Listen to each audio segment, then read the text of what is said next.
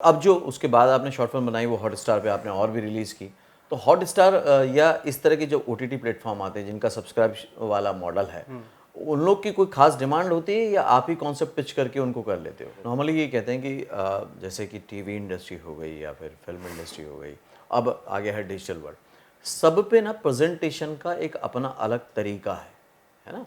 एक अलग स्टैंडर्ड तो क्वालिटी वाइज हो गया, लेकिन कॉन्सेप्ट वाइज भी एक अलग तरीका है क्योंकि तीनों की ऑडियंस डिफरेंट है। तो इसको आप डिफरेंशिएट करते हो या आप अपनी कहानी के वेव में ही बहते हो? ये फिल्म थोड़ी हटके होगी और फिर कहानी पे आप बहुत ज़्यादा जोर दे रहे हैं। तो आपके हिसाब से एक अच्छी कहानी के एलिमेंट्स क्या होते हैं? मतलब आप क्या-क्या ध्यान रखते हो कि मेरी कहानी में कम से कम ये होना चाहिए ऑडियंस के लिए? जैसे डिजिटल मीडियम ने आपकी बहुत हेल्प करी, है ना? आपको एक स्टार्ट लेने में कॉन्फिडेंस दिया, सब कुछ दिया। इस तरह से आज बहुत सारे नए मेकर्स, इंडिपेंडेंट फिल्म मेकर्स आ रहे हैं, ओटीटी के थ्रू आ रहे हैं, डिजिटल आ रहे हैं, यूट्यूब्स के थ्रू आ रहे हैं। तो इन पूरी अपॉर्चुनिटीज़ को जो पहले नहीं थी, इनको आप कैसे देखते हो? Do you want to join films? Don't know how? Watch and subscribe now. Join Films YouTube channel for thousands of free video lessons on how to join films. Hello friends, welcome to Filmy Funde, Join Films Academy, the practical film school. मैं हूं आपका अपना वीरेंद्र राठौर और आप देख रहे हैं बॉलीवुड का Google, John films YouTube channel. Short films आजकल हम देखते हैं, हर प्लेटफॉर्म पे देखते हैं, यूट्यूब पे भी देखते हैं और बड़े बड़े ओटीटी प्लेटफॉर्म भी उसको रिलीज कर रहे हैं। लेकिन कुछ साल पहले तक शॉर्ट फिल्म्स को इतनी तवज्जो नहीं मिलती थी, इंपॉर्टेंस नहीं मिलती थी, लेकिन आजकल ये भी कई लोगों का करियर बना रही है, कई लोगों का करियर डिज़ाइन कर रही है।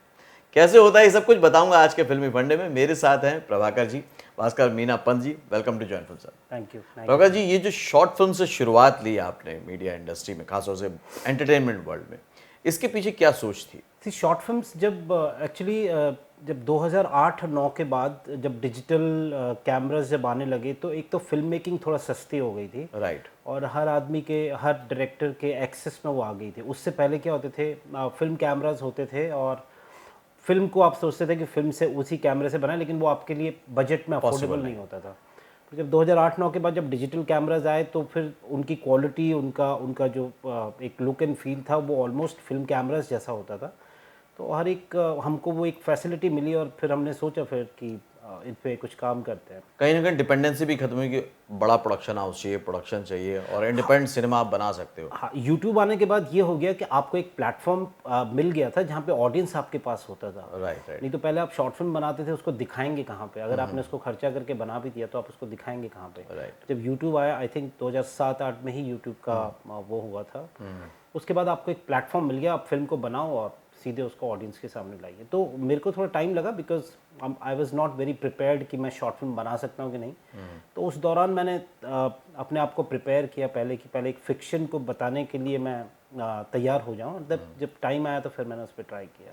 अच्छा, नॉर्मली जब हम लोग फीचर फिल्म बनाते हैं, तो ये रहता है कि भाई इसको दिखा के लोगों को अट्रैक्ट करेंगे और बुलाएंगे और फिर वो थिएटर में आके फिल्म को देखेगी, पसंद नापसंद करेगी। लेकिन डिजिटल में जैसे ही आते हैं तो शुरुआत के वो कुछ सेकंड्स, कुछ मिनट ही तय कर देते हैं कि वो फिल्म पर रुकेगा भी कि नहीं रुकेगा, है ना? करेक्ट। इसको सस्टेन रखने के लिए आपने कंटेंट पे कितना काम किया? एक्चुअली जब मैंने पहली शॉर्ट फिल्म बनाई थी तो ये सब बातों के बारे में मुझे कुछ भी पता नहीं था। अच्छा। ऑनेस्टली बोलूँ, मतलब मैं आज भी वो नहीं गणित लगाता हूँ कि 5 सेकंड आदमी होल्ड होगा। नहीं, जिसको फिल्म देखनी हो पूरा देखेगा, और जिसके पास 5-10 सेकंड का पेशेंस नहीं है वो ऑडियंस आपका है ही नहीं। ओके। तो मैं वो सब चीज़ें सोच के कभी भी फिल्में लिखता नहीं हूँ। मैंने तब तो मुझे नॉलेज भी नहीं थी, मैं आज भी उसको फॉलो नहीं करता कि मतलब इतने पे आपको होल्ड कराना है, ये कराना है। तो मैंने फिल्म को लिखा और आई थिंक बहुत ईमानदारी से उसको लिखा और उसको बनाया, बहुत सिंप्लिसिटी के साथ उसको बनाया। हमारे पास बहुत ज़्यादा बजट नहीं था, हमारे पास ना लाइट का बजट था, ना हमारे पास कुछ पोस्ट प्रोडक्शन का बजट था। बस कहानी थी, कहानी को बनाया और फिर सोचा इसको डाल के देखते, क्योंकि मेरे लिए तो पहली फिल्म थी वो। तो मेरी बहुत ज़्यादा एक्सपेक्टेशन नहीं थी। मैं कॉर्पोरेट्स में ज़्यादा काम करता, कॉर्पोरेट फिल्म्स बनाता था मैं। ओके।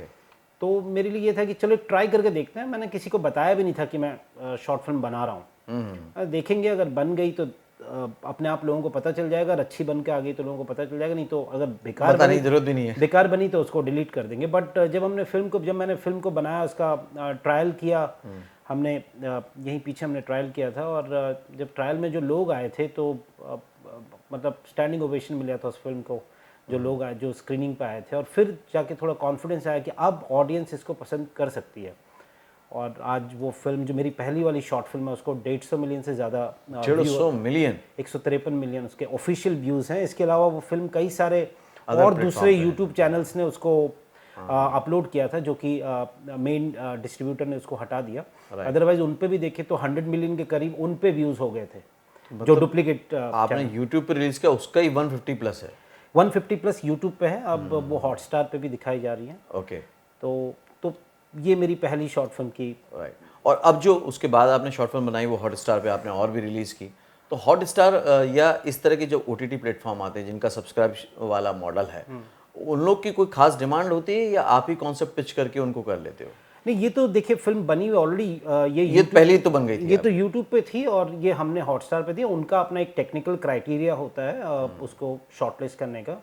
टेक्निकल स्टैंडर्ड्स अच्छे होने चाहिए उसकी audio video, and then the content also they see. But ये मेरी ऑलरेडी बनी हुई थी मतलब यूट्यूब पे। क्योंकि जब मैंने पहली शॉर्ट फिल्म बनाई और उसको अच्छा रिस्पॉन्स मिला, तो मुझे लगा कि ये शायद एक तुक्का भी हो सकता है कि एक बनाई आपने फिल्म और वो अच्छी चल गई, तो एक और आपको ट्राई करना चाहिए। मतलब अभी इतनी जल्दी आपको ये नहीं मानना चाहिए कि अच्छी फिल्म आपने बना ली है।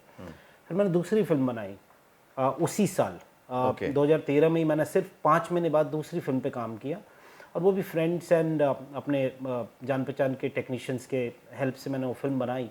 वो फिल्म भी आज 50 मिलियन के करीब उसको क्रॉस कर चुकी है फिल्म। सो 2 फिल्में जब बनाई तो फिर थोड़ा सा कॉन्फिडेंस आया कि अब आप, मुझे लगता है कि शायद कहानी बता सकते हैं। हालांकि मैंने वो गणित तब भी नहीं लगाया कि 5 सेकंड 10 सेकंड का। मेरी तीसरी जो चुंबक, जिसको ऑलमोस्ट 15 मिलियन जो क्रॉस कर चुकी है, मैं उसमें भी ऐसा कोई नहीं था। मतलब एक कहानी बताई गई थी। मेरे को लगता है कि ये जो ब्रह्मांड है, यूट्यूब का जो ब्रह्मांड है, ये बहुत बड़ा है।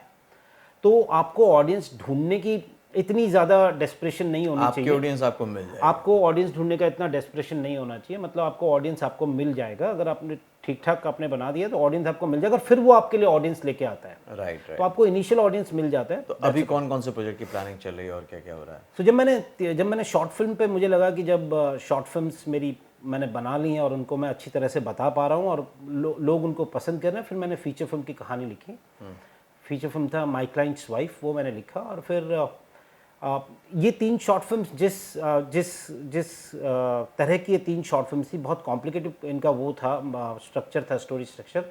तो माय क्लाइंट्स वाइफ में मेरे को हेल्प मिला, बिकॉज माय क्लाइंट्स वाइफ अपने आप में एक बहुत टफ सब्जेक्ट है। उसको अगर मैंने उससे पहले शॉर्ट फिल्म्स नहीं बनाई होती तो मुझे माय क्लाइंट्स वाइफ में कभी बना ही नहीं पाता, बिकॉज वो इतना टफ था कि सामने वाला समझ ही नहीं पाता था। मैं आज भी याद करता हूँ, जब मैं नरेशन देता था तो अनबिलीवेबल लगता था लोगों को कहानी सुनकर।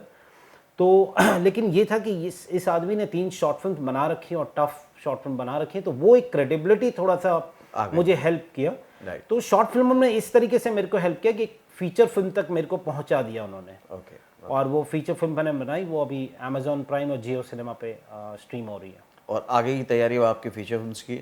आगे मैं दूसरी फीचर फिल्म तैयार कर चुका हूँ, उसको हम बहुत जल्दी रिलीज़ करेंगे। ये एक ड्रामा है, एक बहुत इंटेंस ड्रामा है, जो मैंने अब तक नहीं किया था इस तरह का काम।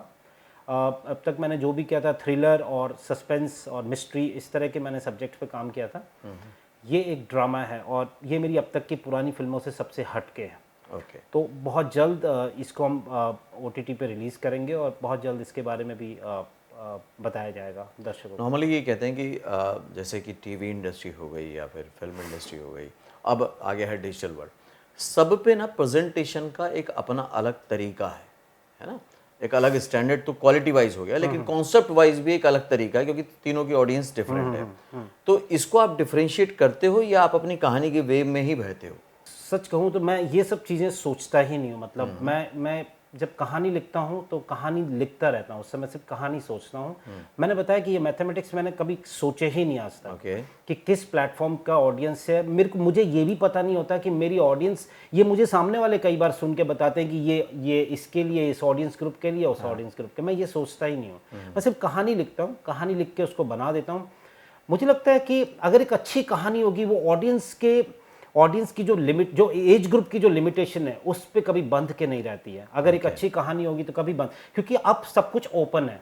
पहले आप सिर्फ थिएटर में जाते थे, थिएटर में आपके पास हो सकता है, थिएटर में आपके पास एक एडल्ट फिल्म का हो, एक UA हो, एक इस तरह की फिल्म कैटेगरी, और थिएटर में सबका एक्सेस है कि नहीं, पहले हो नहीं पाता था। अब OTT और YouTube और डिजिटल मीडिया की वजह से आपके पास सबके पास एक्सेस है। तो अगर आपने अच्छी कहानी बनाई है तो आई थिंक वो एज ब्रैकेट को एक सर्टेन वे में करेगी, मतलब मैं ये नहीं कहता कि वो भी एक मापदंड होता है, बट मैं इन सब चीज़ों को नहीं सोचता हूँ। मैं सिर्फ कहानी लिखता हूँ, कहानी मुझे अच्छी लगनी चाहिए लिखते समय। अगर मैं उसमें थ्रिल्ड हूँ, मुझे मज़ा आ रहा है लिखते समय, तो मुझे लगता है कि ऑडियंस को भी, क्योंकि मैं खुद एक दर्शक हूँ पहले, और इतने साल से दर्शक ही थे, अब तो फिल्म थोड़ा बनाने लगे हैं, बट दर्शक हूँ, और दर्शक के तौर पे अगर मुझे फिल्म पसंद आती है तो मुझे लगता है दूसरों को भी पसंद जैसे अभी आपने भी प्रभाकर जी यूज़ किया कि ये फिल्म थोड़ी हटके होगी और फिर कहानी पे आप बहुत ज़्यादा जोर दे रहे हैं, तो आपके हिसाब से एक अच्छी कहानी के एलिमेंट्स क्या होते हैं? मतलब आप क्या क्या ध्यान रखते हैं कि मेरी कहानी में कम से कम ये होना चाहिए ऑडियंस के लिए? मेरा पर्सनल राइटिंग फॉर्मेट है, मेरा पर्सनल राइटिंग फॉर्मेट ये रहता है कि मेरी कोशिश ये रहती है कि मैं ऑडियंस को कभी भी एक जगह पे होल्ड ना होने दूं। ओके। मैं उसको कॉन्स्टेंटली मूव कराता रहता हूं, और मेरी कोशिश रहती है कि वो जो पिछले 10 मिनट में जो वो समझ रहा है, अगले 10 मिनट में कहानी अलग हो। ओके। तो ये मेरी कोशिश रहती है कि वो थोड़ा सा अनएक्सपेक्टेड हो, उसके लिए अनएक्सपेक्टेड हो, पैटर्न वो उसका ट्रैक बदलता रहूं मैं, और वो उसमें इंगेज होता चला जाता है, एक टाइम के बाद उसमें घुसता चला जाता है, उसको अच्छा लगने लगता है उस कहानी को। ये मेरा अपना एक उस समय लिखते समय रहता है। लेकिन लिखता उस समय, मैं बताया कि जिस समय मैं लिखता हूँ उस समय सिर्फ दिल से लिखता हूँ, दिल से पहले चीज़ें आ जाती हैं, फिर उसको आप स्ट्रक्चर करते हो चीज़ों को, क्योंकि आप ऑडियंस को होल्ड कराना है, आपको 2 घंटे या जो भी एक सर्टेन लेंथ तक आपको होल्ड कराना होता है, तो उसकी कुछ स्टाइल्स होती हैं, तो वो मैं उनको वहाँ पे अप्लाई करता हूँ। जैसे डिजिटल मीडियम ने आपकी बहुत हेल्प करी है ना, आपको एक स्टार्ट लेने में, कॉन्फिडेंस दिया, सब कुछ दिया। इस तरह से आज बहुत सारे नए मेकर्स, इंडिपेंडेंट फिल्म मेकर्स आ रहे हैं, OTT के थ्रू आ रहे हैं, डिजिटल आ रहे हैं, यूट्यूब्स के थ्रू आ रहे हैं। तो इन पूरी अपॉर्चुनिटीज़ को जो पहले नहीं थी, इनको आप कैसे देखते हो? आई थिंक आज के जो फिल्म मेकर्स हैं उनके लिए तो बहुत अच्छी अपॉर्चुनिटीज़ है। मतलब अभी पहले तो यूट्यूब था ही, पर OTTs के आने के बाद बहुत ज़्यादा स्कोप हो गया है। पहले इतना स्कोप नहीं था। मैंने बताया कि जैसे मैं काफ़ी टाइम से फिल्म बनाने का, शॉर्ट फिल्म का, मुझे लोग बोलते थे कि शॉर्ट फिल्म में बनाओ, आपका हाथ अच्छा, आप लिखते हो अच्छा तो बनाओ। लेकिन मैं सोचता था कहाँ से कैमरा आएगा, उस कैमरे के बाद, उस शूट करने के बाद उसकी प्रोसेसिंग कैसे होगी, और वो फॉर्मेट पे हमने काम भी नहीं किया था बहुत ज़्यादा। मतलब वो जो हमारी जनरेशन थी, वो इस फिल्म फॉर्मेट पे इतना काम भी नहीं कर पाई थी। उससे पहले वाले लोग फिल्म फॉर्मेट में काम किया था। अब फिल्म फॉर्मेट पे इतना काम मेनली तब डिजिटल आ गया था। ये जो आपने बीटा फॉर्मेट, ये सब जो होते हैं, वो सब टीवी का फॉर्मेट ज़्यादा, उस पर हमने काम किया था।